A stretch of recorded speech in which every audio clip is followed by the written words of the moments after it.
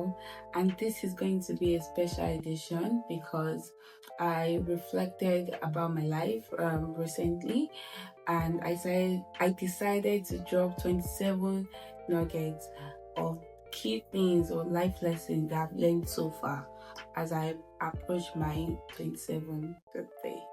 So, so let's get into the first lesson. My first lesson is love God and serve Him wholeheartedly. I've come to understand that nothing makes a life that is centered around God, and when you live your life and you allow God to hold your hand, not you just holding His hand, you see results. You tend to achieve your dreams more. It makes your path easier, right? So I'm a preacher of love God and hold on to Him in everything you do, no matter how small. Hold on to God, and you definitely see results. The second one is pray for the life you desire. I've come to understand that your faith can shape your future. So, in as much as you have your plan all set out, you need to pray that life into existence. You need to pray for that life that you desire. You need to pray. I'm emphasizing on the prayer because to me it's really important. You cannot just live your life and say, oh, I want this, I want to get this. Yes, it's good to always work hard. I am an advocate of working hard. You should work hard, but at the same time, while working hard, the only juju you have that I have is prayer. So you need to pray that life you want. Another lesson, which is going to be my third one, is that be thankful at all times. I feel like sometimes we seem like an ungrateful souls, and we are not thankful enough for even the air we breathe. I remember when I was younger, I always prayed that, oh, thank you Lord for the air I breathe. And getting older now, I seem to realize it, because the things that we took for granted are quite expensive. If you go to the hospital, you will see how expensive oxygen is, and that is just like the little thing you can be thankful to God for. Talk less of things He has done for you, your job, your work, your relationship, and your family, your health, right? So you need to be thankful to God for everything, and to appreciate Him for the things that He has done and yet to do. Another thing I would that I've learned so far is the blessing of our parents, right? And it's quite important because it's always good to seek for their prayers and advice. And when I'm talking about parents, I'm not limiting it to just your biological parents. I'm also going to extend it towards the people in our life that we see as parents, the people that you can confide in. Yeah, it's always good to seek advice from them, even their blessing when they pray for you wholeheartedly. I believe that you will see results amongst other things, right? And another thing is, I know the fifth one is quite important. As a Gen Z, we are in this world where we feel like, oh, we want to achieve this, we want to do this, and we want to get our life in order, we want to achieve all our goals, right? And I'm a strong believer of that. I believe that you should have that drive, you should know what you want, and you should drive for more. At the same time, there is no lateness in things that you achieve in this life. You can take it could take you 40 years to achieve a particular thing. Guess what? You are not late. That is just the way it was set to be for you, right? So don't be too focused and feel like, oh, you are late, you've not done this. I know for ladies, they tend to look at, oh, I've not gotten married by this age, I wanted to get married by 22. But be rest assured that there is no lateness when it comes to these things of the world, right? Whether married, whether career, whether children, whatever. Yes, it's good to hope for it and to want to have them, right? But at the same time, don't set your mind to feel like you are late in achieving those things, because guess what? You are not late. Remember, Abraham had this child, or don't let me say his first child, had the child that God had assigned to him at what age? 99. Guess what? Or Sarah, let's even use Sarah. Sarah got pregnant at 70 what? I can't remember at the moment now, right?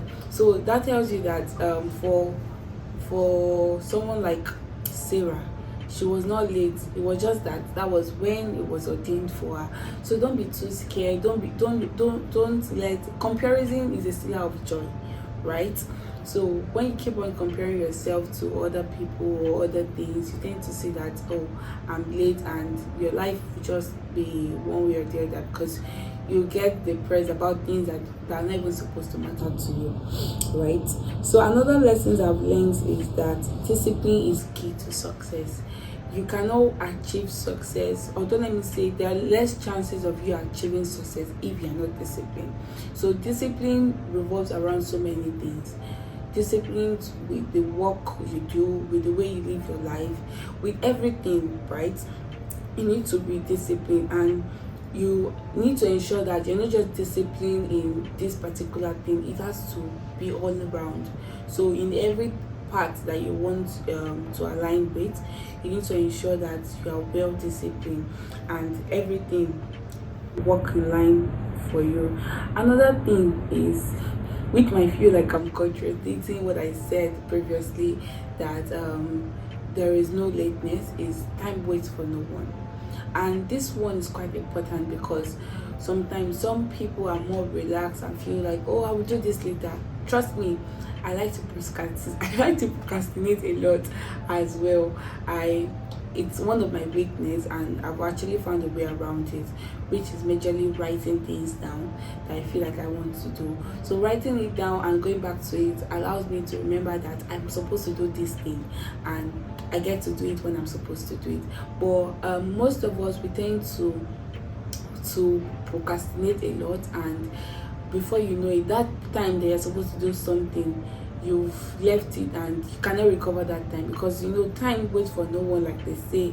You can't get it back. I can't get my yesterday back unless I'm going to be time traveling, right?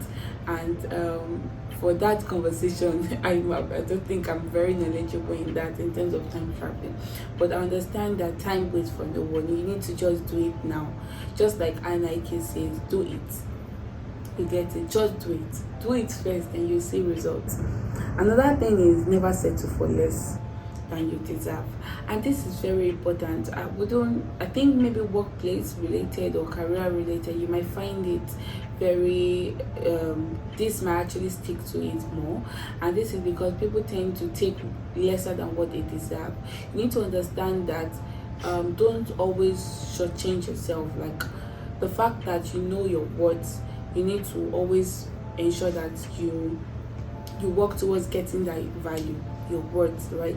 It's understandable where there are times that you may actually need to take less, but when you're taking less, I would say it as more like you're building yourself, so that by the time you're saying, oh, this is my worth, there's nobody that's going to be comparing your worth with you, and they would also want to pay. So in your life, always remember that you shouldn't have to micromanage people or just make people feel good, so that you don't want to show yourself.